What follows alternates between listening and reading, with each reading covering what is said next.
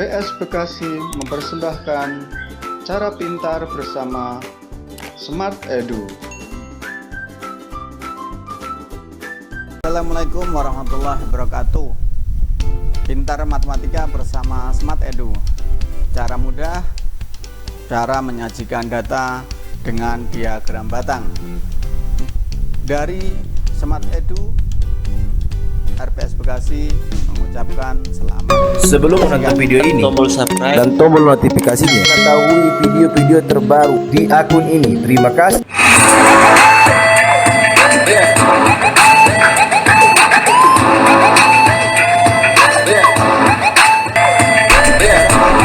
Dengan diagram batang tidak jauh berbeda dengan cara menyajikan data dengan cara yang lainnya, hanya bentuk gambarnya saja yang berbeda-beda. Pak Ade, saya akan ulas kembali di sini cara penyajian datanya, dan ada dalam bentuk tabel sudah pernah disajikan, dalam bentuk gambar juga sudah pernah, kemudian dalam diagram batang dan diagram garis, serta yang terakhir nanti diagram lingkaran. Nah, untuk yang A dan B ini sudah pernah dibahas di pertemuan sebelumnya, bisa kalian lihat di kolom deskripsi ya, bisa dilihat di kolom deskripsi untuk melihatnya. Nah, sekarang kita akan membahas diagram batang. Penyajian data dengan diagram batang adalah salah satu cara menampilkan data yang diperoleh, dan pembuatannya dengan membuat bangun persegi panjang untuk menunjukkan besarnya data dengan menggunakan sumbu datar dan sumbu tegak. Ya, di sini jadi nanti kita akan menyajikan data dengan pakai bentuk persegi panjang. Nah, diagram batangnya ada dua macam, yaitu diagram batang tegak dan diagram batang datar. Yang dimaksud tegak adalah nanti bentuk diagramnya atau batang-batangnya itu berdiri tegak, sedangkan kalau mendatar seperti ini, seperti garis merah ini, kotak merah ini namanya mendatar ya kan. Kalau tegak berarti ke atas. Saya kira sudah tahu semuanya.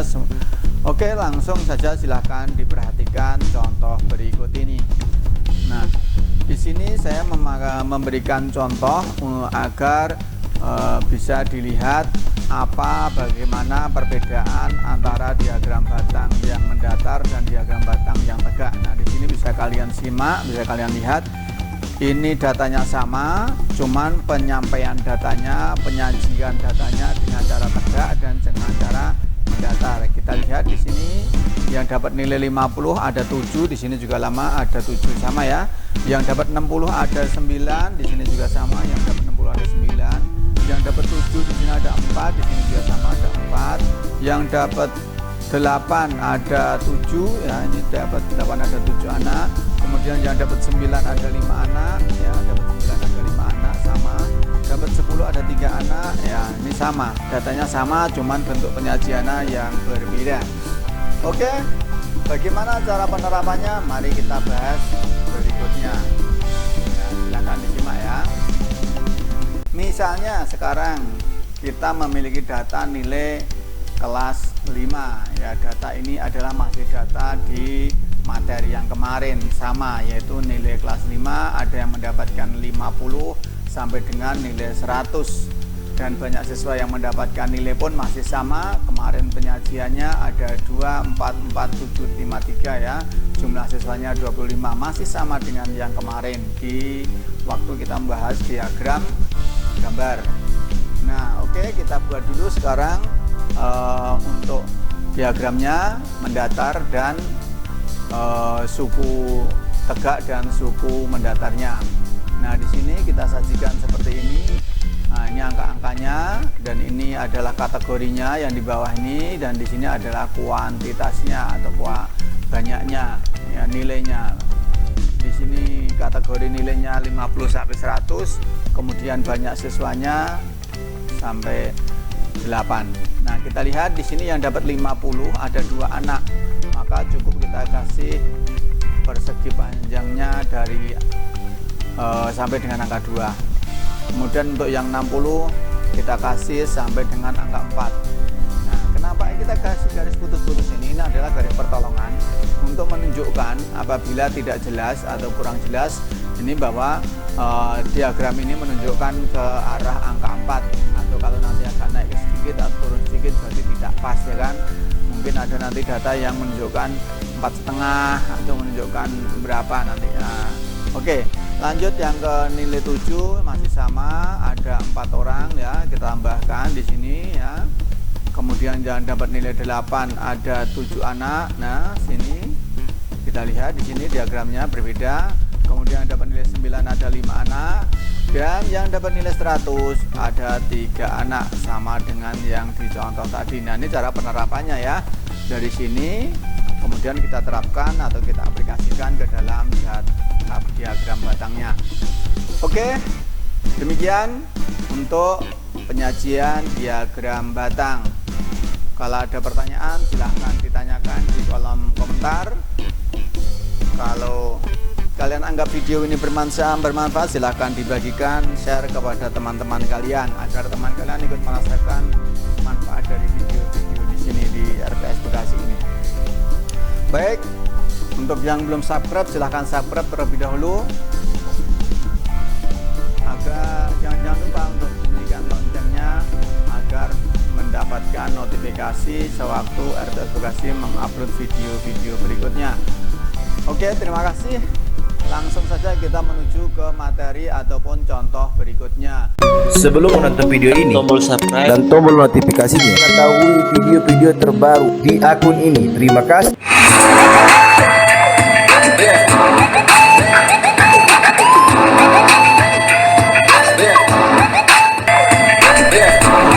Diagram batang.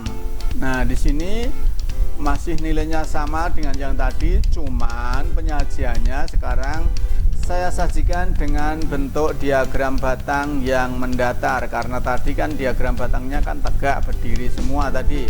Nah, sekarang kita sajikan dengan diagram batang yang mendatar. Nah, kalau mendatar ada perbedaan sedikit, yaitu seperti ini. Perhatikan di sini. Berarti kategorinya di sini di samping, kemudian kuantitasnya atau banyaknya di bawah ya. Di sini banyak siswanya. Ini nilainya. Kalau tadi kan di bawah ya. Nah, berarti sekarang nilai 50 ini ada 2 anak, kita kasih diagramnya sampai sini. Kemudian yang 60 kita lihat ada 4 anak, kita luruskan dengan angka 4. Kemudian yang dapat nilai 7 juga sama, kita luruskan dengan angka 4, kita tambahkan. Nah, di sini jadi setiap membuat satu diagram itu dikasih garis pertolongan untuk menunjukkan angka berapa. Jadi biar jelas sekalian ya. Jangan hanya diagram garisnya batangnya saja.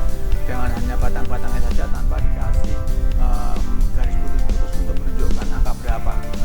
Oke, berikutnya yang mendapat nilai 80 ada 7 siswa ya, langsung menuju angka 7.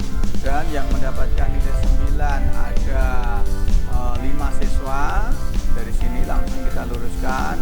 Dan yang terakhir dapat nilai 100 hanya 3 siswa. Iya, di sini. Ya, seperti itu ya. Jadi penyajiannya sangat simple, praktis dan mudah sekali. Saya kira semuanya sudah bisa untuk membuatnya. Oke, namun masih saya sampaikan lagi untuk memberikan contoh lagi sekali lagi biar lebih paham untuk cara penyajiannya. Silakan disimak data panen padi daripada petani dari tahun ke tahun. Di sini disajikan dari tahun 2011 sampai dengan tahun 2016 dalam jumlah ton ya, setiap panennya berapa ton. Nah, di sini kita sajikan juga tidak lupa adalah dengan membuat diagram atau suku mendatar dan suku bertegaknya. Nah, seperti ini.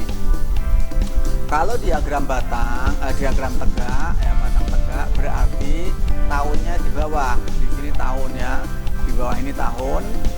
Nah, di sini adalah banyaknya, di samping itu banyaknya. Ini kalau diagram tegak.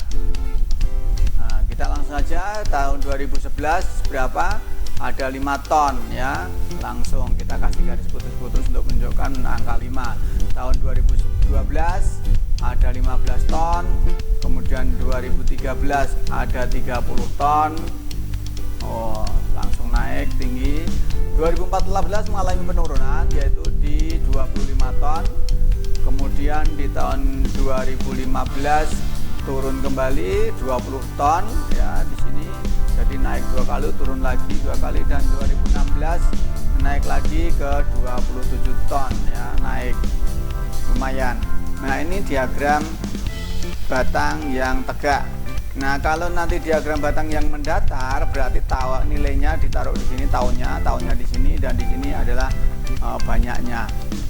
Begitu.